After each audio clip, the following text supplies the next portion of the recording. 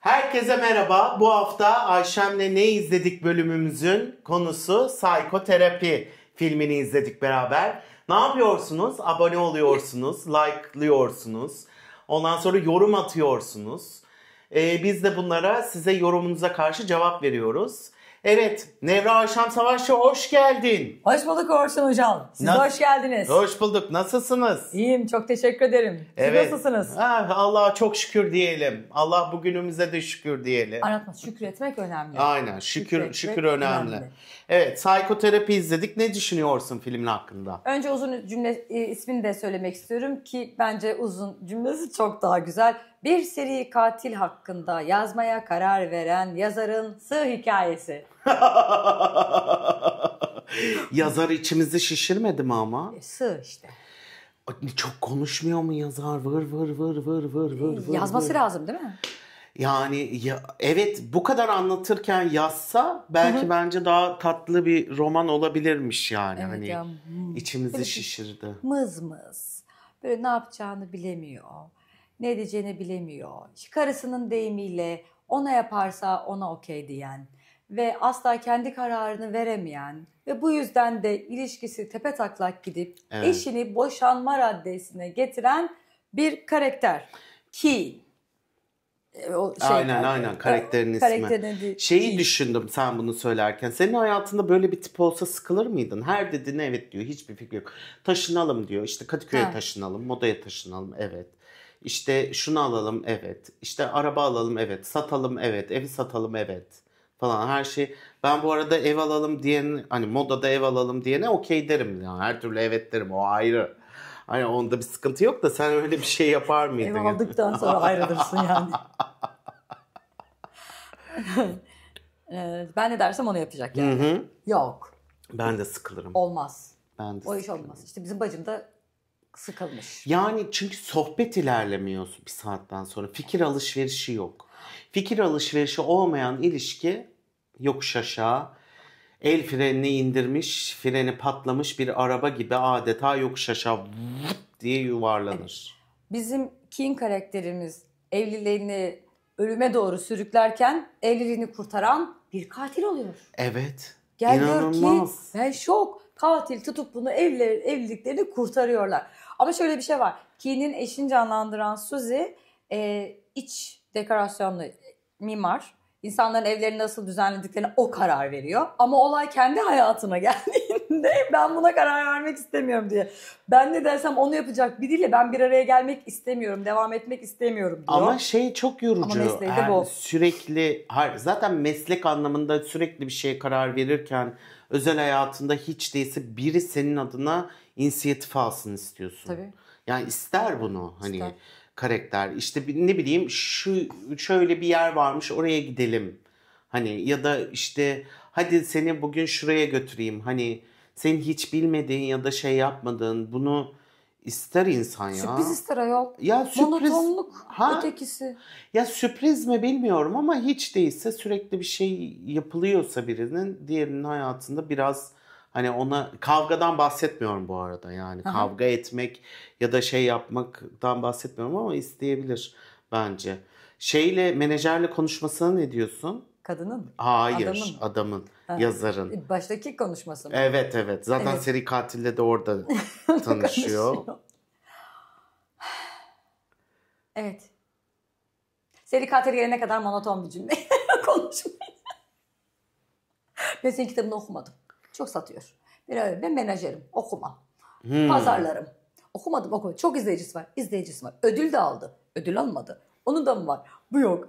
Yani zaten biraz da işte yazar da bu noktada biraz psycho olduğu için öteki de seri katil psycho'da onu buluyor.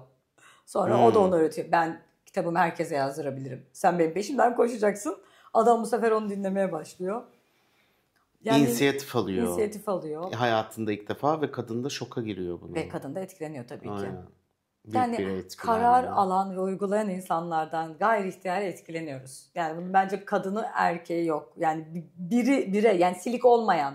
Hani bu karakter biraz silik, biraz pısırık.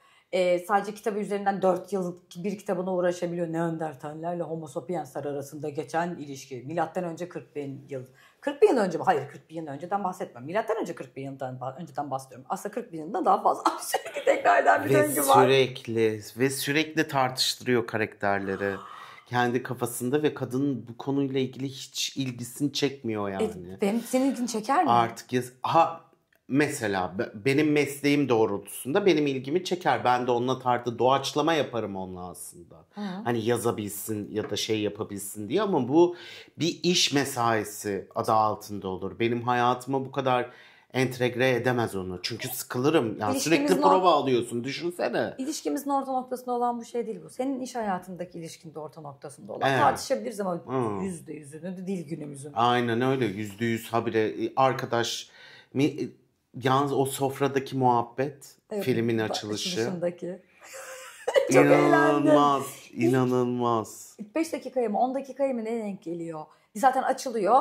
Homo sapiens ve Neandertalleri gösteriyor siyah beyaz bir şekilde. Sonra bir otel odası. Otel odasında yazar. Yazanın karşısında Steve Buscemi diye okunuyormuş. Buscemi, evet. Ve ben onu gördüm ve durdum. Allah'ım dedim, nasıl bir filmle karşılaşıyoruz? Tolga Karaçelik bunu oynatıyor. Ben o adamı çok seviyorum. Steve Buscemi. Ve dedim ki oha, hani şey gibi düşündüm. Renkler, işte bir o Neandertalleri göstermesi, bir şey. Sonra üzerinde masadaki böyle tuhaf, absürt komedi. Kimse kimseyi dinliyor ama dinlemiyor. Pilav üzerine 5 milyon tane konu. Oradan başka bir şey. Coen'ler gibi bir şey izliyoruz. Kara komediymiş film, okey. Ve Coen'ler var. Buscemi de burada oynuyor. Dedim, çok heyecanlandırdım. O kadar kendimi gaza getirmişim ki film ilerledikçe sürekli bir gazdan verdim. Benzin deposu boşalmaya başladı diyorsun. İşte şeyi gördüğümde, Nadir Sarıbacak'ı gördüğümde ve Lama hikayesinde biraz falan oldu. Sonra işte kadının bu kocam beni öldürmeye mi çalışıyor şeyleri. Kara komedi olarak güzeldi ama yani filmi hani sevmedim değil, sadece şey istedim. Daha fazla tak o masadaki o dönen hikaye gibi, masadaki sohbet. Birbirlerini dinleyip dinlememesi. Bir yerden sonra pilava tekrar dahil olmaları, devam eden diyaloğa. Aman canım öyle diyalog değildi, kocasını uyarması. Hani onundakisinden bahsediyordu mesela. Sanki onu ben bütün filmde görmek istedim. Ama hani oradaki bütün filmde görebildiğim bir yerde değildi.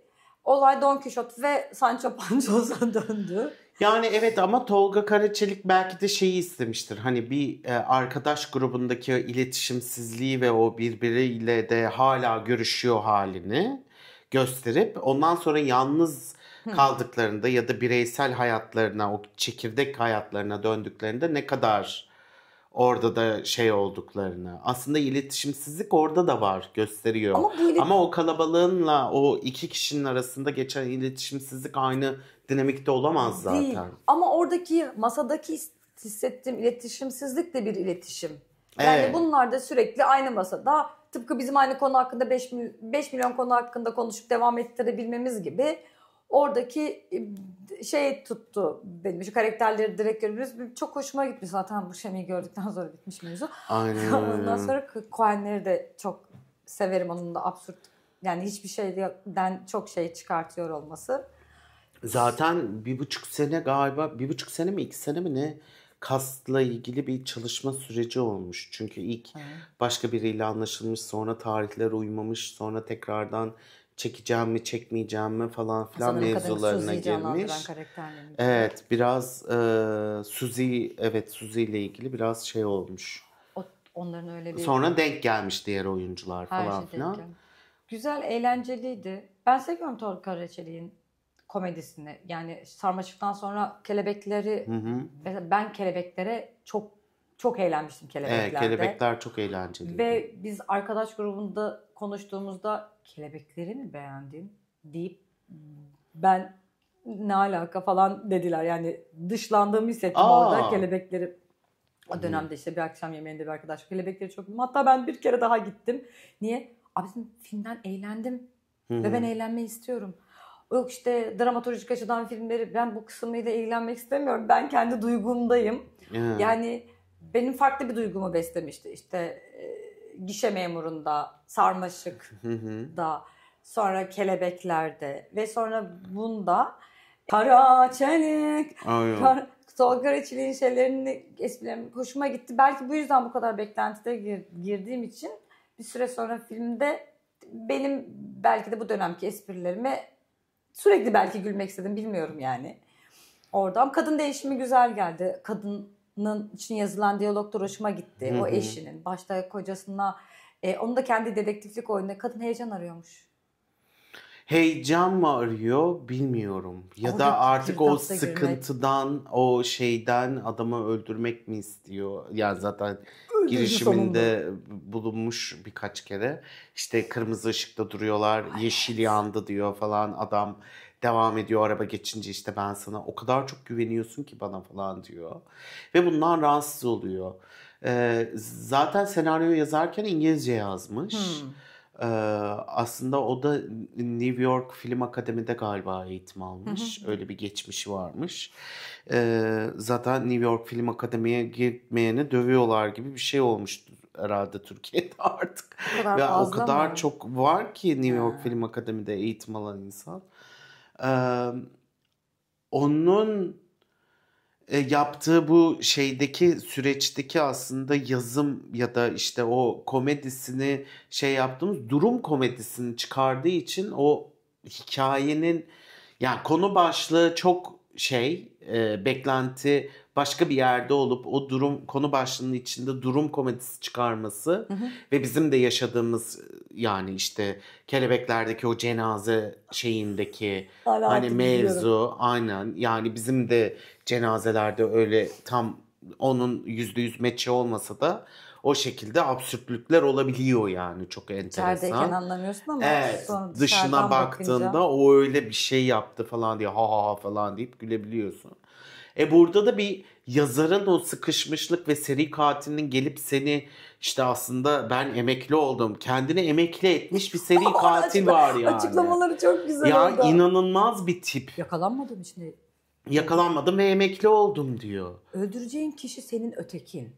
Bütün anatomisi, seri katilin anatomisini tek tek öğretiyor. Ve beni anlaman için bağlıyor, bir şeyler yapıyor. Hani buradan bir şey çıkartabilirsin falan diyor. Adam hala şeyin derdi. Menajerim bu fikre çok okey olur. Ama ben okey miyim falan. Ve sonra sarhoşken eve çağırıyor adamı. Yani ve orada kırılıyor. Kadında da bir kırılma noktası. Filmin de kırılma noktası oluyor aslında o noktadan itibaren. Uzmanken yani evet, o ilişki uzmanına evriliyor falan filan. Sonra abidik gubidik şeyler yapıyor. Adam hiç alakası yok. Adamın hiç ilişki uzmanı olmadığı o kadar belli ki yani. Her şey ölüme bağırıyor. Aynen. Sonuçta ölüm var. Aynen, yani her şeyi bir şekilde yapıyor. Tam bir hani oralar falan mükemmel ya. Kediye bak bana bakma falan diye. Yani aynen, kedinin kolu bebek kolunu takmış falan. Yani görüntüler de çok iyi. Böyle valla keşke böyle ne bileyim böyle bir işe kalkışmak da bence güzel bir şey ya. Helal olsun dedim. Aynen, helal olsun. Yani bir de bu yerden yapmak, New York'ta yapmak. New York'ta geçiyordu değil mi? New York'ta yapmak. Ya Amerika'da işte. Evet. Amerika'da yapmak bence dış çekim, güzel. Stüdyoda değiller. Aynen, dış stüdyoda. çekimlerde yapıyorlar. Yağmurdur, dış efektleri, müziklerini ben beğendim. Arada soğan doğrama sahnesi. Soğan sesini ve o makyajı akmış ya öyle. Umrunda değil. Ya o kadının dinginliği. Evet.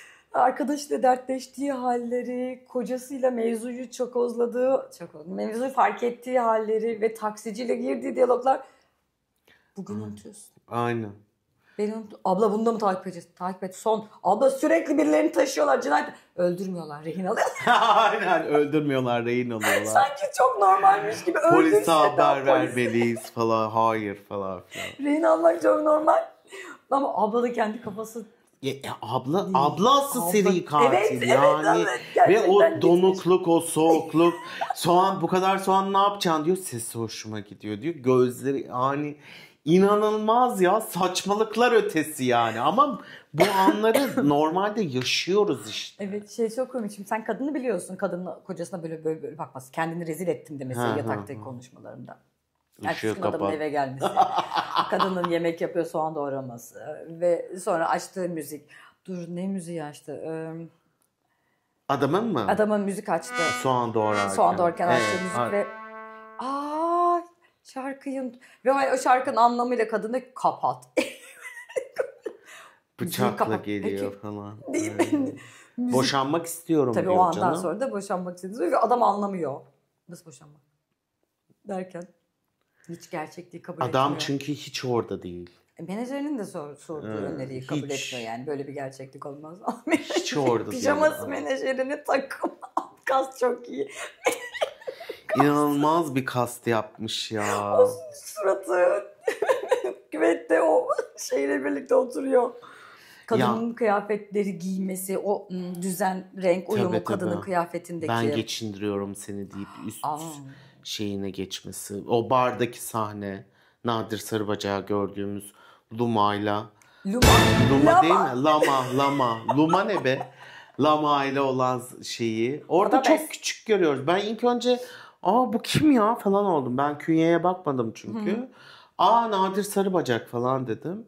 Gitmişken. Oraya da öyle ufak bir yine sürpriz yapması. Gibi kafası. Aynen. Ya yapması güzel olmuş. Şey güzel, o bardakiler çok iyiydi. Tuvalette bayıltıyor onu falan. Tuvalet sahnesi. Adam apış aranda bayıldı diye bağırıyor. Katile, emekli seri katilimize falan. Oralar çok iyi. Yani adamın hiç haberi yokken, yani hiç yapabilitesi olmayan bir adamın yanlışlıkla birini bayıltabilmesi. Başta reddediyor çünkü. Aynen. Arabada otururken bu ne diyor? Bayatacaksın ya diyor. Eter diyor. Aynen. Hayır diyor. Müzik ne? Ben kendi müziğimi bulacağım. Motivasyon müziği falan diyor.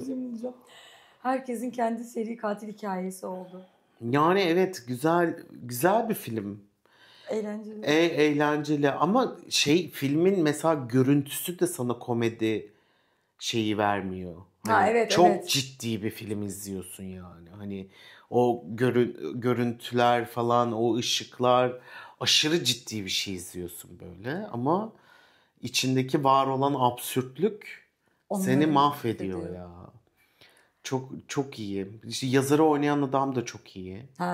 Dur onu işte Keen'i canlandıran John Magara herhalde ismi ama yani bu şey mi? Güzel kast yapıyor bence Tolga Karaçelik. Komik. Yani güzel, bütün böyle güzel, ne bileyim, her filminde güzel bir kast şeyi var, anlayış var. Enteresan bir kendi şey. Kendi içindeki şeyliği yaratıyor. Evet, acaba yazarken nasıl yazıyor? Dışarı. Nasıl bir süreci var? Uzun süre yazdığını biliyorum. Hani işte 2 yıl falan böyle bir şey. Hani zaten filmleri de öyle şey oluyor. Sen biliyor musun bu filmin gösterimini sarhoşken Cuma'ya geliyormuş deyip tweet atıyor. Bu film galiba. Evet. Sonra bütün herkes şoka giriyor. Nasıl yani falan diye böyle. Sonra ertelenmiş ki. Ama sebepleri var. Türkiye'de yaşadığımızı unutuyoruz. Evet. Amerika'da o çok takılmış o ara. Amerika'da da zaten öyle bir şey yapamaz büyük ihtimal. Öyle bir tweet atıp da hadi girelim falan yapamaz büyük ihtimalle de. Öyle bir şeyliği de var. Giriyoruz falan. Tweet aldı yürüdü diyor. Yani arkadaşım, senin takipçine hiç profiline bakmıyor musun? Kaç kişi takip ediyor seni diye. İyi şaşırtmış. Reklamın esprisi olmaz. Reklam yapmış. Dediler olmadı. Bilmiyorum böyle reklam yapmış niyetinde değil de sonuç itibariyle istediği şekilde olmasa da başka bir şekilde espri olarak almış hayatında. Evet o da her böyle. Her yönetmene nasip olmaz. O tarihe girmesi. Yönetmenler bize şakalar yapıyor arada. Premier şakaları yapıyor, gala şakaları falan. İnanılmaz. Vallahi güzel. Sonraki bakayım röportajlarını dinleyeyim. Nasılmış? Ya ben birkaç tane işte birkaç YouTube programına katılmıştı. Onlara baktım. Hani Tolga Karaçelik çıkmaya başlamış galiba, yeni filmi çıkacak falan filan diye bir tanesine rastgele şey yaptım. Orada anlatmış. Ben Küçük Rüyas'ta gördüm. Bildiğim o tweet mevzusunu. Eylül'de mi ne yapmış. Kastı beklediğini vesaire ama herkese nasip olmuş Amerika'da. Yani evet, biraz okullu olmasının belki de oradan bir geçmişi de olabilir. Ya da işte Amerika'daki Sundance'da mıydı?